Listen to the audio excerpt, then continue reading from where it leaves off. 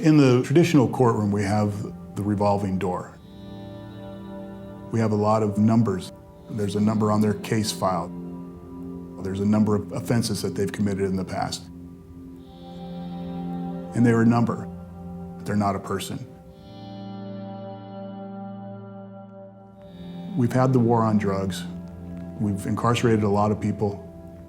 We haven't made a difference in our society by doing those things. I've been doing this for 15 years and it just doesn't work. We need to do something different. One of the frustrations that judges have is when somebody appears in front of them and it's pretty clear that mental illness is a significant part of what is at play.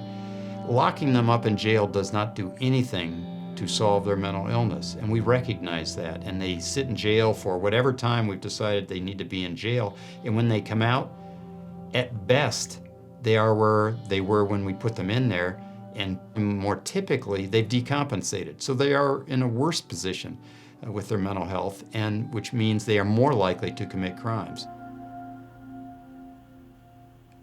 So my upbringing was really good. I had a good upbringing up until about the age of 17, when my mental health had a total collapse. And I didn't have anyone that really understood. And I didn't have health insurance. So my option was to self-medicate. So very quickly I became an opiate addict.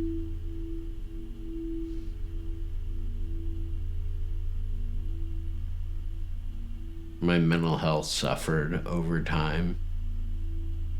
I watched the people I grew up with die and become sickened by the same thing. I watched my dad, who was my hero, become sicker and sicker until I watched him pass away.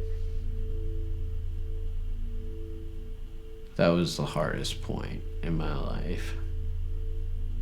And then being absolutely strung out the day that he did. I didn't know where to go from there. I didn't know.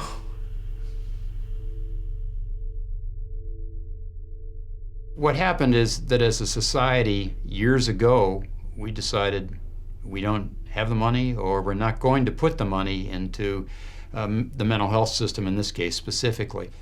So rather than warehouse people in big institutions, we thought it was best therapeutically and for other reasons to release them back to their local environment, and in many cases that meant to the street.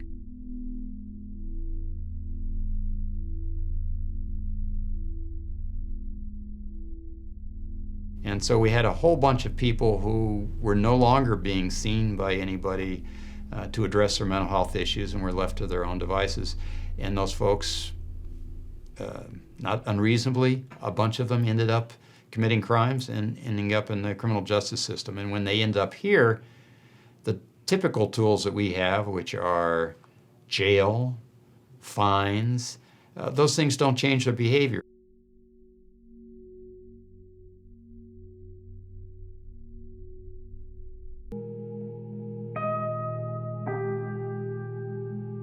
A lot of the root issues that we see with the folks that come into our community court, our therapeutic court, is alcohol and drugs. We're seeing a significant impact of the drugs on our people that appear in our court. And that's not just here in Olympia, that's everywhere in the state of Washington, and actually everywhere in the nation. The opioid epidemic is hit hard here and is hit hard everywhere. And sometimes we have folks that have mental health issues that need to be addressed, and some of those mental health issues are also drug-induced mental health issues. People in mental health court, when they come in, they have their diagnosis, their mental illness that they are dealing with. And for folks with mental illness, that can be such a lonely journey. I'd mentioned previously that for some of them, they've been written off by their family. Their family's frustrated by the illness that causes the behaviors that they don't understand. or maybe they just don't have family around, or maybe their family is totally dysfunctional. And a lot of them see the time in court as their family time. And there's people who care about them, people who listen to them, people who will talk to them about things that have nothing to do at all with why they're in court, but or we're showing interest in things that they may be interested in themselves. It helps fill the gap for them. I entered mental health court and expected a normal criminal justice system to take place. And instead, I was blown away by the transformation that occurred over the next 2 years.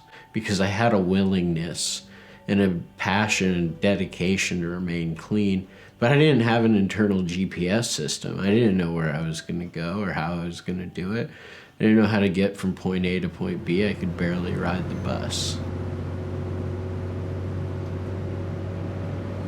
In recidivism, which is the likelihood that somebody will recommit another offense, the normal population of criminal defendants has a recidivism rate of over 50%, and somewhere between 50 and 60% is sort of standard. And that means more than half the people that we see on our criminal calendars, once we're done with them, they are likely to commit another crime. In the therapeutic courts, that recidivism rate drops down to somewhere between 12 and probably 20%, averaging right about 15%. So that is statistically a really significant drop in the recidivism rate for participants in the therapeutic courts. It's not only saves money in the long run, it does cost money to go through the programs, but it saves money in the long run. It saves jail beds, it saves the community, and people are not out there committing crimes again, and so it makes a huge difference. In the community court and therapeutic court process, we really change those lives. If the public wants a system that works, and it works not only for the public itself, but for the individuals that are being constantly incarcerated, then they need to start exploring different options. I'm pretty lucky. I'm pretty fortunate.